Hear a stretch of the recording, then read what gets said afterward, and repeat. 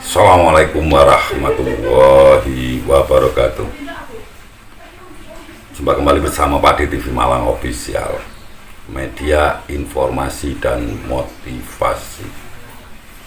Mudah-mudahan kita semua senantiasa sehat walafiat, tidak kurang suatu apapun, dan senantiasa kita berdoa kepada Allah Subhanahu wa Ta'ala agar kita diberikan perlindungan, diberikan ridho dalam setiap perjalanan hidup kita.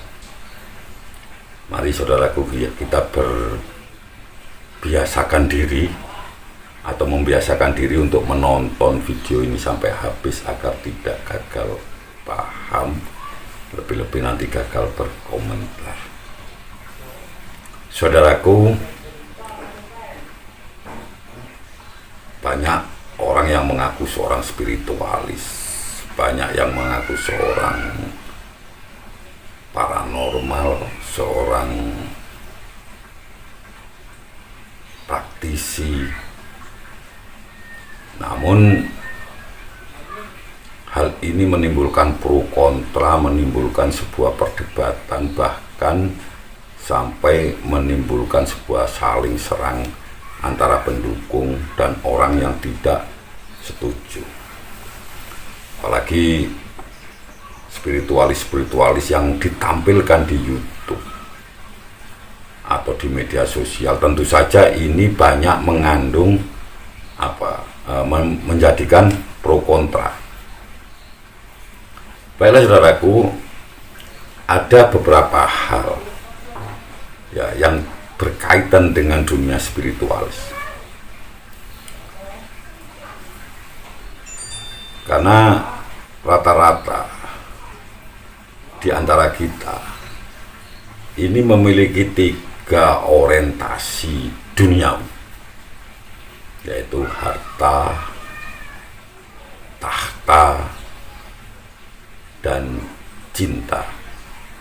Ini adalah sesuatu yang tidak searah, tidak sejalan dengan jalan spiritual, di mana jalan spiritual ini adalah orang-orang yang mengutamakan sebuah kedamaian, ya, mengutamakan atau mencari jalan kebahagiaan dan menghayati nilai-nilai keindahan dalam laku kebaikan-kebaikan yang senantiasa dilakukan. Karena bagi seorang spiritualis, hidup dalam kesahajaan, kesederhanaan, dengan secukupnya, dan memiliki sebuah kewajaran adalah sebuah pilihan. Kenapa demikian? Karena sebenarnya para spiritualis ini memahami bahwa hidup ini hanya sekejap saja. Kehidupan di dunia ini hanya sementara, dan itu tidak dalam waktu yang lama. Untuk itulah maka orang-orang spiritualis ini menganggap bahwa kehidupan mewah-mewah, bermewah-mewah di dunia, ya, ini bukanlah pilihan. Ya, bukan berarti orang-orang spiritualis tidak butuh harta. Orang-orang spiritualis ini juga butuh harta, tapi mereka menyadari bahwa suatu saat pasti mereka akan berpisah dengan harta tersebut. Begitu juga orang-orang spiritualis bukan berarti tidak butuh tahta, tidak butuh kekuasaan. Namun mereka sadar bahwa tahta ini hanya sebuah amanah. Tahta ini akan menimbulkan tanggung jawab bagi dirinya di hadapan Allah Subhanahu wa Ta'ala, Tuhan yang Maha Esa. Inilah yang membuat mereka memilih hidup menjadi bersahaja, tidak terlalu ngoyo dalam hal-hal keduniawian.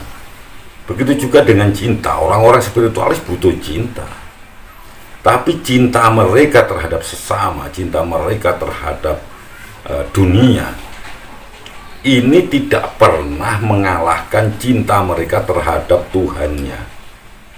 Nah, jadi itulah kenapa orang-orang spiritualis ini menjadikan selalu mengambil nilai-nilai dalam setiap perjalanan hidupnya. Karena pada dasarnya manusia ini terfokus perhatian mereka disibukkan oleh hal-hal yang ada di luar diri manusia itu sendiri, seperti mencari harta, mencari segala sesuatu, keindahan, kebahagiaan. Ini biasanya dicari di luar dirinya, sementara kita lupa bahwa di dalam diri kita itu ada segumpal daging yang namanya hati. Hati ini adalah bisa dikatakan sebuah mutiara, sebuah berlian yang senantiasa harus selalu kita asah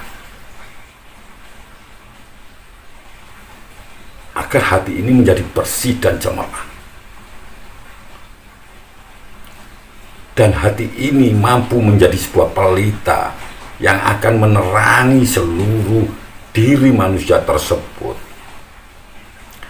sehingga akan memancarkan aura-aura positif di dalam diri manusia tersebut apabila hatinya ini selalu digosok dengan selalu diasah, selalu dibersihkan, ya, dan selalu dijaga.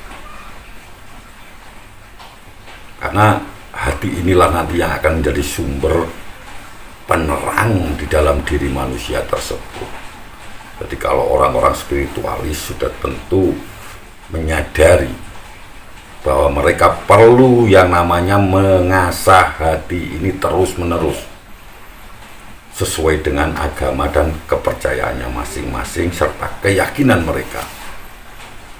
Ada yang mengasahnya dengan bacaan-bacaan kalimat-kalimat thayyibah, ada yang mengasah dengan pujian-pujian, ada yang mengasah dengan meditasi bersamadi, berzikir, beriktikaf, dan lain-lain.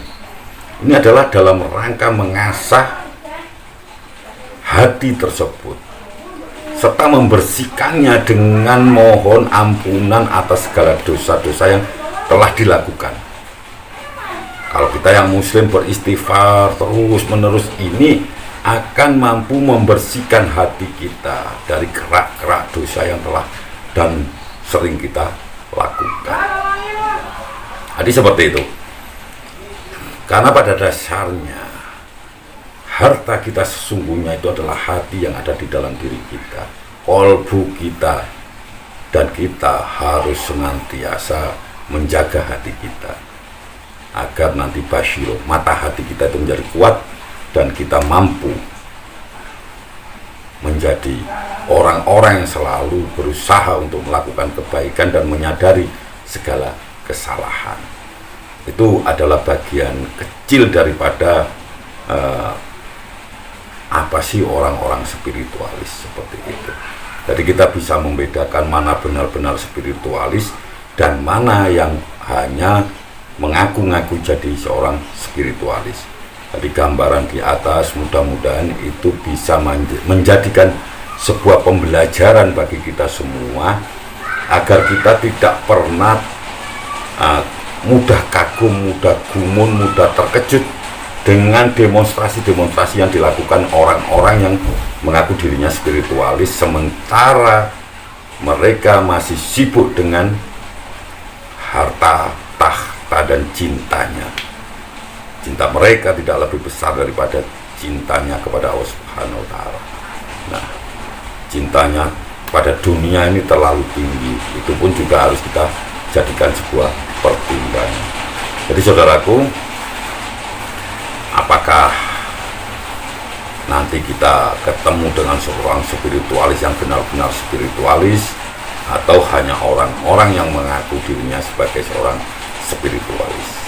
Nah, mudah-mudahan hal ini bisa menjadi pencerahan bagi kita semua. Ada kurang lebihnya mohon maaf.